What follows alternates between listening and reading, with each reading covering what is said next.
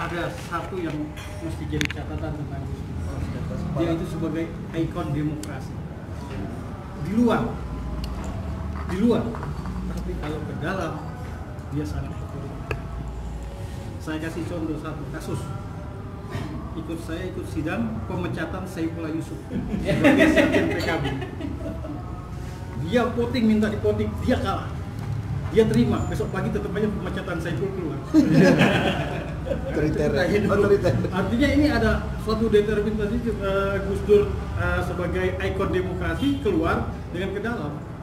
Pendirian PKB. Tim 5 sudah melapor ke Gus Dur bahwa namanya ini. Tiba-tiba Gus Dur bilang, ya kalau mau deklarasinya sendiri, besok saya deklarasi sendiri. Jadi memang unik Gus Dur ini.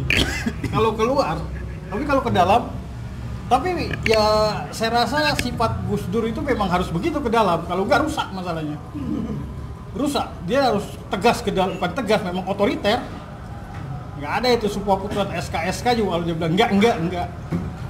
Nah, walaupun itu hasil komplit, ada satu orang terpilih 3 kali menjadi ketua PKB tidak di SK-in. Bayangin 3 kali. Jawa Barat siapa itu? Didi Wahidi. Medan juga. Jadi Medan ketika itu terpilihnya Haji Maki selaku Perisa.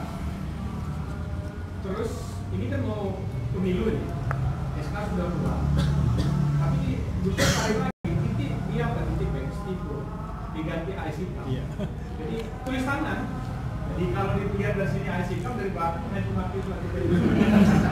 Jadi saya mau, jadi ini yang sangat unik yang harus diteliti itu masalah ini Pak, masalah apa ya, dia bisa membangun image keluar sebagai bapak demokrasi, tapi kalau yang ngerti ke dalam ya itu tadi dia sangat tidak demokratis Pak.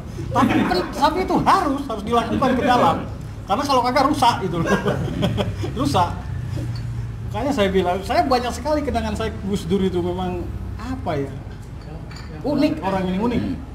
Berkesan. Berkesan. Iya dulu, tapi saya punya dosa dulu banyak. Ketika di PBPMI ini saya ceritain, ketika PBPMI. Tapi masih sehat, jangan. Ketika PBPMI ini zamannya Caimin, zaman itu kan telepon tuh masih susah Pak. Iya. Jadi satu-satunya cara kalau menelepon tuh pagi-pagi kita ketemu Pak Somad pinjam telepon. Ya lama-lama Pak Bagja teriak, Somad, ini kok telepon bayarnya mahal terus katanya. Jadi anak-anak itu, anak PMI itu kalau pagi-pagi nyogok Pak Somad itu. Yang ngajarin Andi Najmi itu.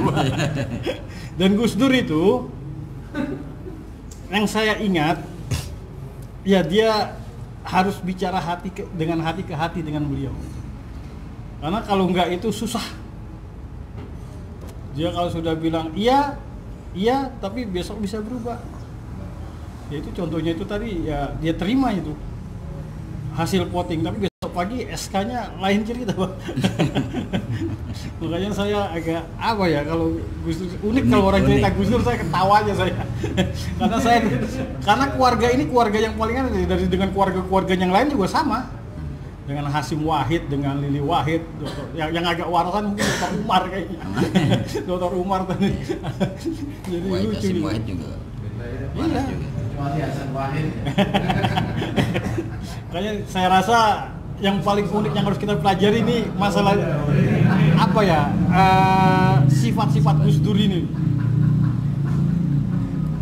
Jadi saya cukup aja lah, saya nggak nanti saya ceritain panjang nanti.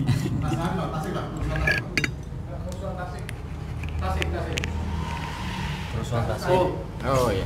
Kerusuhan Tasik. Ini yang unik kalau kerusuhan Tasik, waktu itu saya ingat kerusuhan itu terjadi tanggal 26 Desember 96. Jadi itu melibatkan suatu peristiwa di Tasikmalaya yang terjadi sebuah kerusuhan yang pada endingnya sahabat-sahabat kita dari PMI dan HMI diuber-uber tentara dan dijadikan tersangka.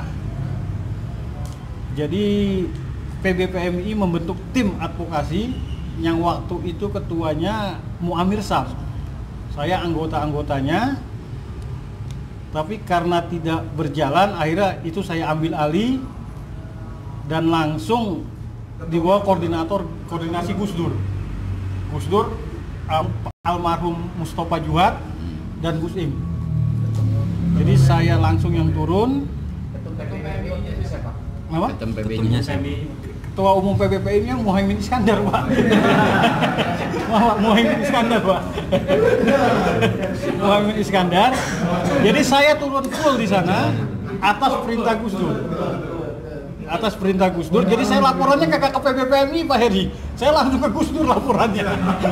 Langsung ke Gus Dur laporannya ke PBPMI. Jadi selama hampir 3 bulanan kita urus, termasuk tersangkanya Mimi Hairuman dibawa lari ke Kediri, Tulung Agung, Abdul Muiz ketua cabang kita bawa ke kejaksaan karena dealnya Gus Dur dengan kejaksaan itu dengan pemerintah, bukan kejaksaan. Boleh ditangkap tapi tidak boleh dibawa ke polisi atau ke Kodim, jadi harus diserahkan langsung ke kejaksaan. Dan itu setuju, kita serahkan kejaksaan, kemudian terjadi sidang, dihukum waktu itu berapa? 8 tahun atau berapa itu kan? 8 tahun, Muiz, Mimi absensia lebih tinggi lagi hukumannya, tapi berapa lama terjadi peristiwa 98, beliau semua ini dibebaskan oleh rezim yang baru waktu Pak Habibie, jadi mereka selamat semua. Jadi catatan-catatan perjalanan kerusuhan Tasikmalaya itu sepenuhnya itu masih ada di saya. Masih ada di saya dalam tulisan, bukan tulisan apa, perjalanan kasusnya itu ada di saya, dan itu tidak pernah saya laporkan ke siapapun terakhir karena sudah merasa bebas semua dan justru sudah merasa beres, ya udah selesai dulu. Itu juga kelemahan kita, itu tidak bisa mendokumentasikan menjadi sebuah alur cerita yang utuh. Jadi kalau teman-teman ada yang mencoba menulis silakan aja. Nanti datanya kalau insya Allah masih ada kayaknya di saya kayaknya.